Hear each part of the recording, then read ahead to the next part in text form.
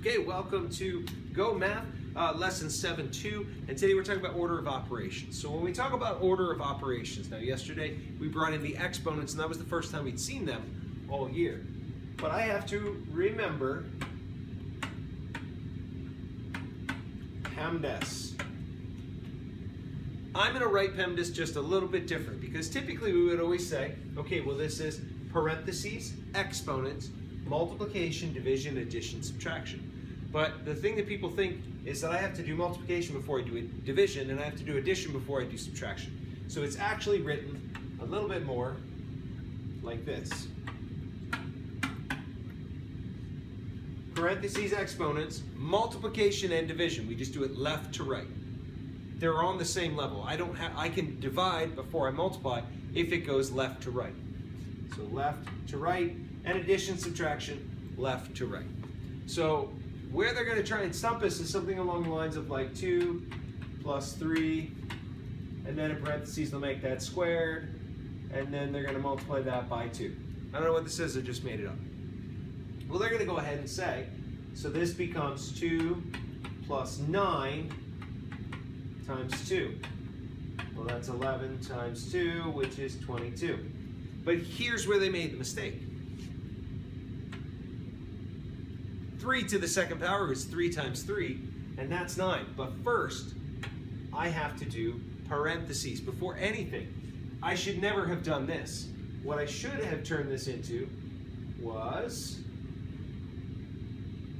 and I'm just cleaning it up here again, sorry, times 3 to the second power. This should have been 5 to the second power times 2. 5, so parentheses first, 2 plus 3. Then my exponents. 5 squared is 25. Because squared is an exponent, means 5 times 5. That's 25 times 2, which is 50. Much different answer than I got before. Most of the time we make a mistake on these large problems, especially when we're getting into the algebraic expressions. It's just a matter of we forgot to do PEMDAS, the order of operations, all right? So let's erase that. We'll go ahead and take a look at one of the problems in our book. An archer shoots 6 arrows at a target. 2 arrows hit the ring worth 8 points. 4 arrows hit the ring worth 4 points. Okay, so I can visualize that. I have a ring worth 8 points and I've got 2 arrows in them. So I have 2 times 8. And then I've got 4 arrows.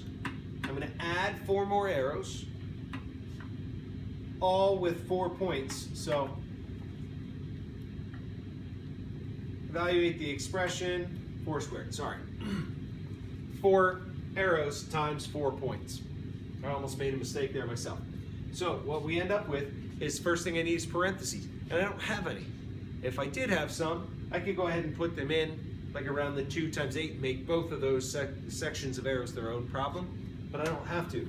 So next I have, I'm just going to write this over here. And I encourage people to write that out because parentheses, got them. Exponents, that's the next thing I'm checking. 4 times 4, which is 16. So this is 2 times 8 plus 16. Exponents, check. Parentheses, check. Now multiplication, division, left to right. I have 2 times 8, that's 16 plus 16. Check. And then any addition and subtraction, I get 32. Now, you can go back in a calculator and check your work, but don't forget to put in parentheses if you have them. When I solve a problem like this, and this is going to be very, very important when we're moving forward into algebraic expressions, when I'm solving these problems, people tend to want to just run through and be like, I don't know, that's 16 and this is times, whatever. You'll make mistakes. This should be the minimum. Students call it the funnel. It should be the minimum amount of work that you do. Every time you solve a part of it, just write the equation down with that new piece. Because what I can do then is go back and check my work. Excuse me, maybe I made this 8. 4 times 2 is 8, and that's a simple enough thing to do. I can go back and look and go, okay, parentheses, exponents, that's where I made my mistake. I don't have to use the brain power to redo the problem. All right, let's go ahead and look at another one. 24 divided by 2 cubed, or 2 to the third power. So I'm going to start with 24 divided by 2 cubed. parentheses, exponents, multiplication, division, addition, subtraction. Do I have parentheses? No. I'm done with those.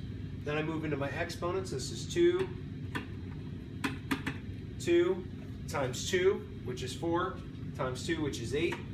So I end up with 24 divided by 8. And even if I want to write myself a side note over here, 2 times 2 times 2 will give me my 8. And then I know exactly what I did to get there. And that saves me from that 2 times 3, what I want to do. 24 divided by 8 is my multiplication division, and I have no addition subtraction, so I'm left with 3. I go back and check my work, but I'm pretty certain it's right. So again, when you're doing PEMDAS, your order of operations, you want to start with your parentheses, then move to your exponents. Multiplication, division are together at the same level, and then addition, subtraction, left to right. So taking your time and writing out each step will help you solve your problem with minimal mistakes.